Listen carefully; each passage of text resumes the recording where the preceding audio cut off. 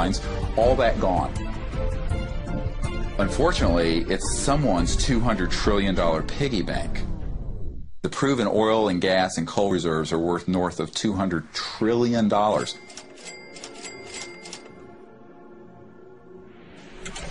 This information coming out would completely change geopolitical power more than anything since, well, in recorded human history. And it would happen in a generation. I started to examine the breakthrough solutions, and much to my surprise, these concepts have been proven in hundreds of laboratories throughout the world, and yet they have not really seen the light of day. Rather than smashing things together and trying to control the explosion, these new technologies rely on blending, of dancing with what naturally is. The common denominator of all the free energy devices I've seen is that they mimic in one way or another the torus energy shape. You don't have to believe in free energy technology to be concerned about the repression of ideas and inventions. I found myself thinking, what better way to justify our dependence on oil, coal, nuclear, and other dangerous and dirty technologies than to claim there are no better, cheaper alternatives? It was my beloved wife and creative partner, Kimberly, who kept bringing me back to the human implications of my scientific research. For me, as intriguing as the torus and ETs and free energy are, the most compelling question was, would understanding these things really help alleviate human suffering in any way? And it turns out it can. So much of the pain on the planet has to do with the lack of access to energy. Can you stay warm? Can you get food and water? Can you get hospital care? All that has to do with energy access.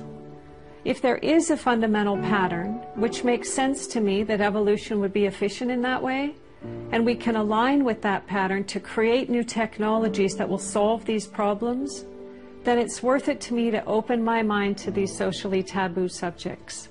If the new energy technologies were to be set free worldwide, the change would be profound.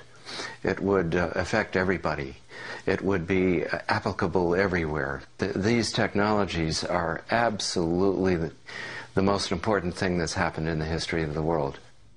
So given the stakes, I decided to ask who's benefiting from suppressing scientific research? Whose wealth and power are threatened by access to clean, free energy? Who has a motive to set up a world where so few have so much and so many have so little? As an independent researcher, I followed one of the cardinal rules of investigative journalism. If a story doesn't make sense, follow the money.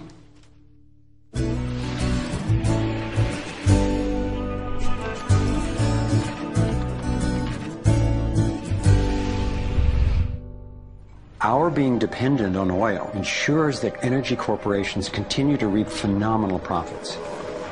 I see them committing huge resources to undermine energy alternatives, to control global reserves, and to maintain high oil prices. They have enough money and influence to suppress anything that might threaten their monopoly. So who's behind the huge energy corporations? The Rockefellers' oil empire got started in 1870 when John D. Rockefeller founded Standard Oil and became America's first billionaire.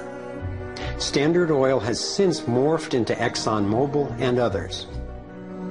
And the Rockefellers control our food as well. They were primarily responsible for the global shift to large-scale petroleum-based agriculture. I remember the so-called Green Revolution of the 1960s and 70s. Like most people, I thought it was a great thing. It was, however, based on the planting of huge plots with a single crop using vast amounts of oil-based fertilizers, herbicides, and pesticides. The Green Revolution was the brainchild of the Rockefeller Foundation's Natural Science Division in partnership with large agricultural corporations. Petroleum-based agriculture provided vast new profits for the oil industry, but never lived up to its promises of ending hunger and promoting health. The Green Revolution did at first increase productivity because every bit of soil was being used for immediate production. But its true costs can now be seen. Taxpayers pay billions in subsidies to giant agribusiness corporations. Small family farms have all but disappeared. Biodiversity is destroyed. Toxic chemicals poison farm workers and pollute the land, water, and our food supply, endangering the health of us all. As of 2010, approximately 1 in every 7 people worldwide did not have enough to eat. The giant corporations who had brought us chemicals for chemical industrial agriculture, and they were talking about 3 instruments to consolidate the food chain. The first was genetic engineering as a way of control. The second was patenting seed and patenting life as a way of control, declaring seed to be private property, treating the saving of seed by farmers as a crime, as a theft of intellectual property. And the third was so-called free trade treaties that would rob ordinary people, farmers, growers, of their freedom to save seed. The design of Terminator technology to create sterile seed in order to impose even more dependence of humanity on a handful of corporations is the ultimate step in this. We are, through what we are doing with seed, literally for the first time, creating a new colonization, which I call the colonization of the future.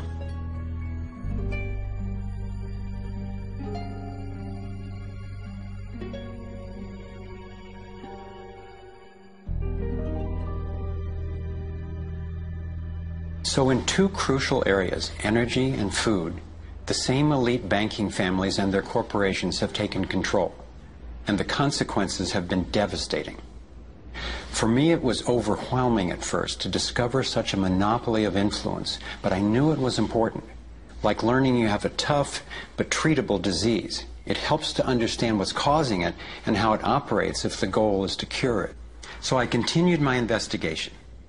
If oil and food are controlled by the big banking families, where else does their influence show up? As I followed the money, I began to see this same pattern of control in just about every area of our lives. And I always found the same families in charge, either directly through their banks and corporations or indirectly through their major foundations. Again, it was the Rockefellers who created the National Education Association with help from the Carnegie Foundation and later from the Ford Foundation. What the captains of industry wanted from our schools was an obedient and docile workforce who would be manageable employees and eager consumers.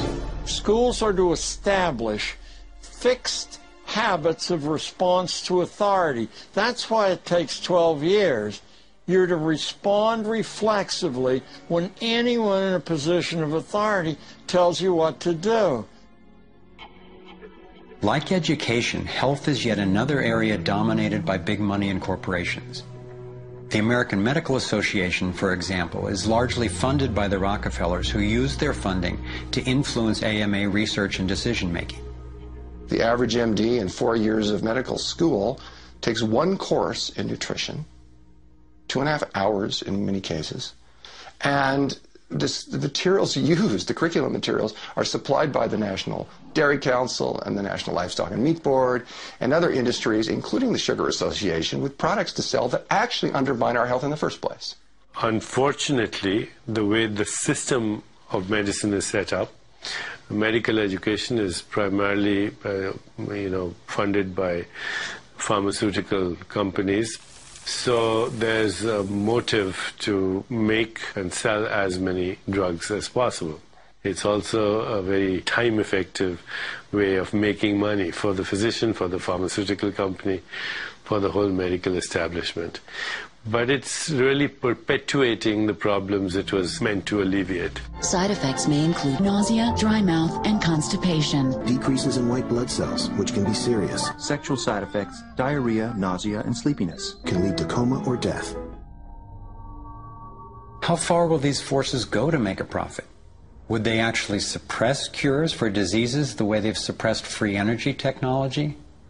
Sadly, my research has shown me the answer is yes.